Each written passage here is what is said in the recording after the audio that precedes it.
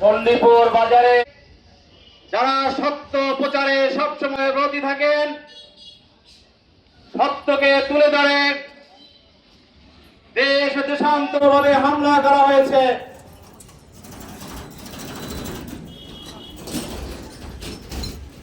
দৈনিক জনকণ্ঠ দৈনিক নাগরিক প্রতিদিনের জেলা প্রতিনিধি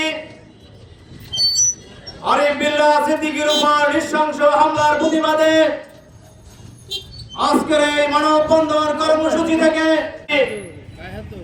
পাশাপাশি যারা এই নৃশংস হামলা চালিয়েছে, এই সন্ত্রাসী হামলা আমরা তীব্র নিন্দা জানাচ্ছি।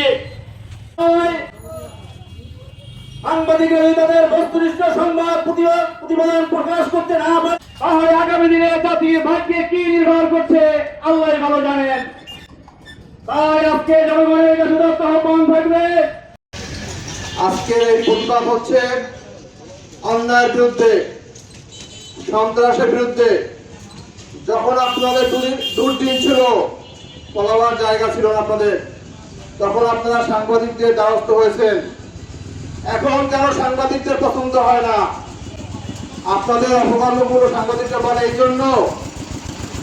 আজকে 3 দিন অতিবাহিত হয়েছে যে মোবাইল দুটি যারা ছিনিয়ে নিয়েছে, প্রশাসন সেই মোবাইল দুটি এখনো উদ্ধার করতে পারেনি। সবাই কেন নিশ্চুপ?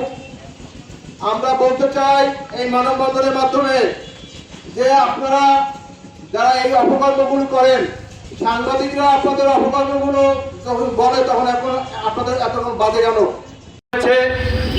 সুনির্দিষ্ট অভিযোগ থাকা যাদের নাম দেওয়া হয়েছে, সুনির্দিষ্টভাবে তাদেরকে অতি সত্বর গ্রেফতার করে দৃষ্টান্তমূলক শাস্তির আওতায় নিয়ে আসতে হবে। আমি ব্যক্তিগতভাবে মাননীয় পুলিশ সুপার মহোদয়ের কাছে এর দৃষ্টান্ত শাস্তি দাবি করছি। আমার কথা হচ্ছে, সাংবাদিকদের কোনো রাজনৈতিক দল নাই। সাংবাদিকদের একটাই কথা, যেখানে অনিয়ম সেখানে সাংবাদিকদের কলম চলবে। ভবিষ্যতে আমি আবারও বলি যে এইটা একটা শিক্ষা নিয়ে ভবিষ্যতে সংবাদকর্মীদের উপর যাতে আর কোনো না হামলা হয়, তার জন্য আমি পুলিশ প্রশাসনের দৃষ্টি আকর্ষণ করছি।